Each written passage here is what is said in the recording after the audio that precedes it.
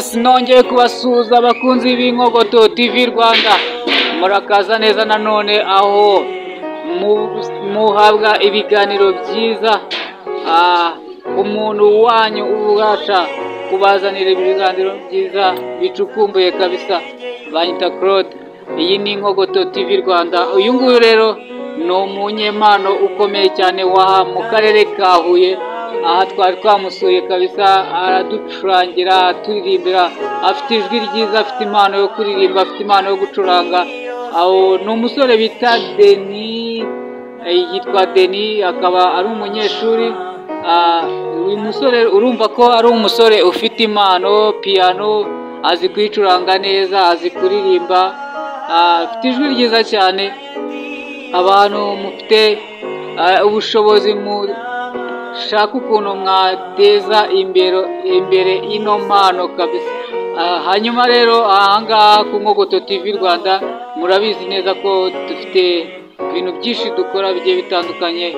Ushaka gusa neza, ushaka ko umusatsi wawe cyangwa se ibijyanye no ku mutwe wawe hahora hameze neza, nta handi wabisanga, nta handi wabikoresha, ni Happiness Salon. Ahangaha ni mu isatere ya Muyogoro, aho usanga iyi salo nziza cyane y'igitangaza yitwa Happiness Salon. Twogosha abantu, dufura mu mutwe, dusiga inzara n'ibindi bigiye bitandukanye by'ubwiza. Urakaza neza muri Happiness Salon, aho ubona igisubizo cy'ubuzima cyangwa se icyo ubuzima ari cyo, umunezero w'ubuzima, nta handi wabisanga rero muri Happiness Salon. Murakaza neza. Iyi bayita Inkogoto TV Rwanda. Kora subscribe, comment, share ndetse na like kugira ngo abandi nabo babashe kubona ibiganiro dukora. Murakoze cyane. Bayita Claude.